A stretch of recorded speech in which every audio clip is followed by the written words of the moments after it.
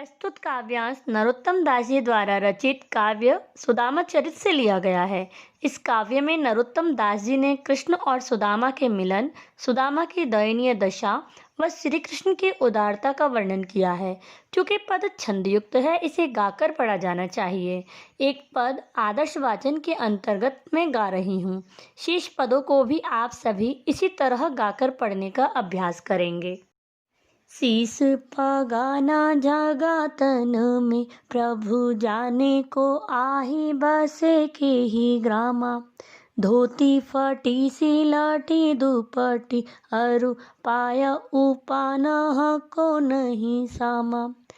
द्वार खड़ो द्विज दुर्बल एक, रायो चकी सो बसुधा विरामा।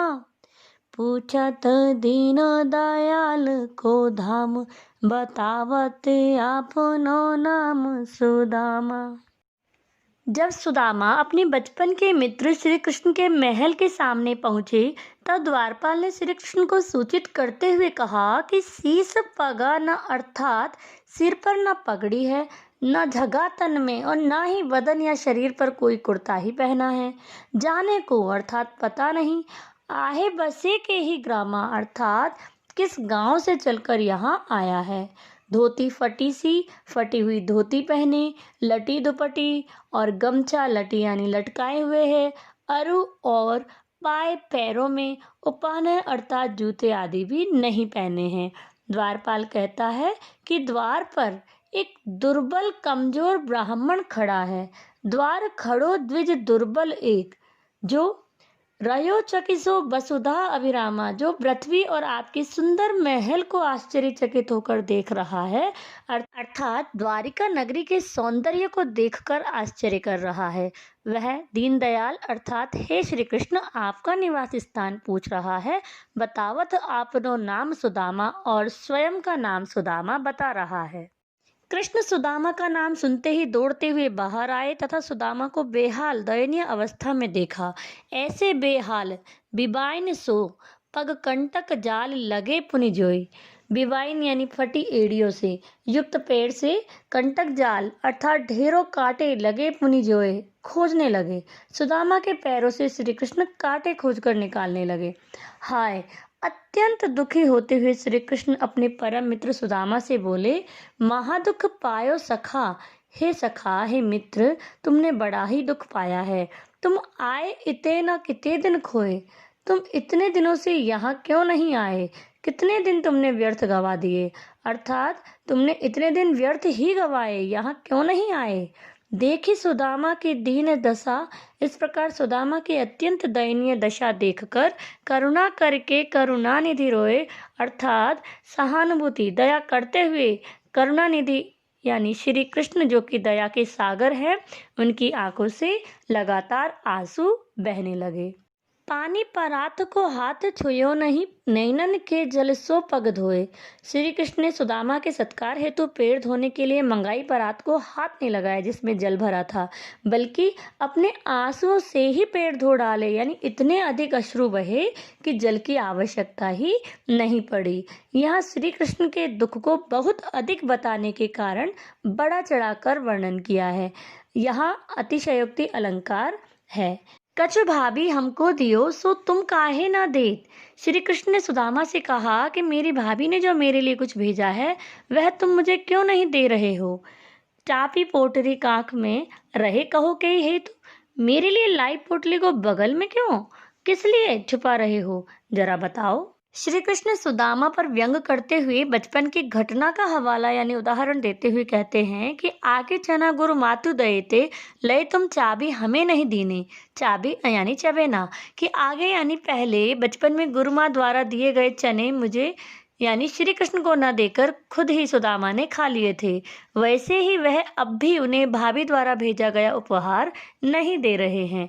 श्याम कहो मुस्काए सुदामा सो। श्याम सलोने श्री कृष्ण सुदामा से मुस्कुराते हुए कहते हैं कि चोरी की बान अर्थात आदत, लगता है चोरी में प्रवीण यानी कुशल हो गए हैं।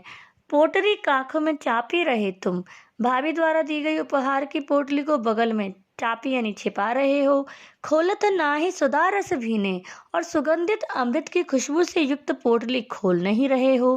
पाछली बानी, पिछली आदत, अजो यानी अभी भी, न तजो नहीं छोड़ी, तुम यानी तुमने, अभी भी तुमने पुरानी आदत यानी चोरी की आदत को नहीं छोड़ा है, ऐसा व्यंग करते हुए श्री कृष्ण सुदामा से कहते हैं। तैसे ही भाभी के तंदुल कीने, इसीलिए भाभी के द्वारा दिए उपहार को छिपा रहे हो। वह पुलकनी वह उठे मिलनी, वह आदर की बात। इन पंक्तियों में सुदामा श्री कृष्ण के विषय में सोचते हैं कि जब वे श्री कृष्ण के पास पहुंचे, वह पुलकनी अर्थात पुलकित प्रसन्न हुए थे।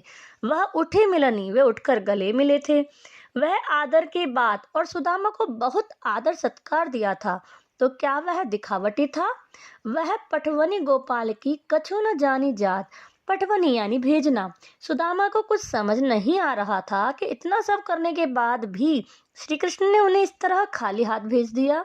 कहा भयो जो अब भयो हरि को राज समाज, हो आवत नाही हो तो मैं तो आ ही नहीं रहा था। परंतु वाही पठियो ठेली, ठेली यानी जबरदस्ती, वाही यानी सुदामा की पत्नी ने ही उसे जबरदस्ती भेज दिया। घर घर कर ओढ़त फिरे, तनक दही के काज। बचपन याद करते हुए सुदामा सोचते हैं कि ये वही श्री कृष्ण हैं जो थोड़े से दही माखन के लिए घर घर हाथ फैलाया करते थे।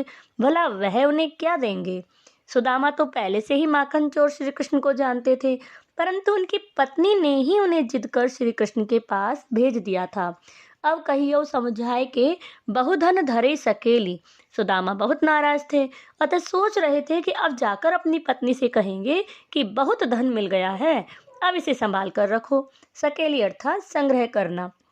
वे यहाँ श्री कृष्ण के पास स्वयं नहीं आना चाहते थे, पत्नी के दबाव में यहाँ आए थे, और जो चावल वे मांग कर लाए थे वे भी श्री कृष्ण ने ले लिए थे। बदले में खाली हाथ वापसी हुई। दरअसल श्री कृष्ण ने सुदामा को उनके 2 मुट्ठी चावल खाते ही 2 लोगों की धन दौलत दे डाली थी, जिससे सुदामा बिल्कुल अनजान थे।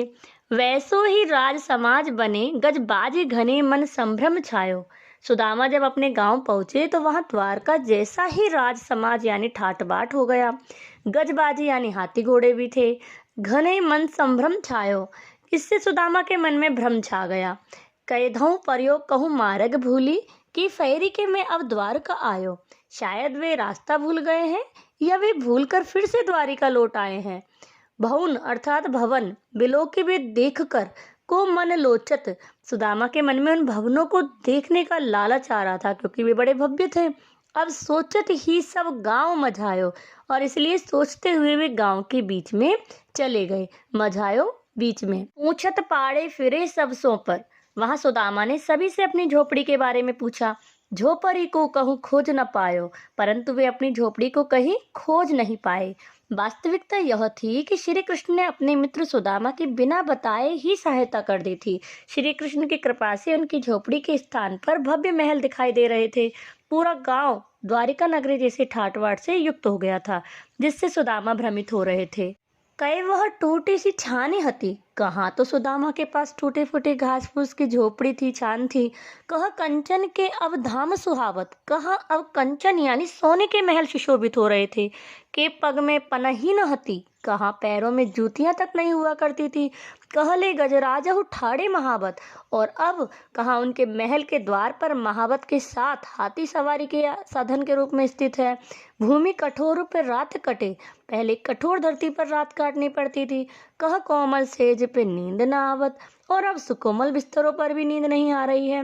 के जुरतो नहीं कोदो सबा, कहाँ पहले तो ये हालत थी कि उन्हें खाने के लिए घटिया किस्म के चावल भी नहीं जुटाए जा सक रहे थे। प्रभु के प्रताप ते दाख न भावत, और कहाँ अब प्रभु की कृपा से उन्हें किशमिश मुनक्का आदि श्रेष्ठ चीजें उपलब्ध है, फिर भी उन्हें वे अच्छे नहीं लगते। इस प्रकार सुदामा की मदद कर श्री कृष्ण ने आदर्श मित्रता का उदाहरण प्रस्तुत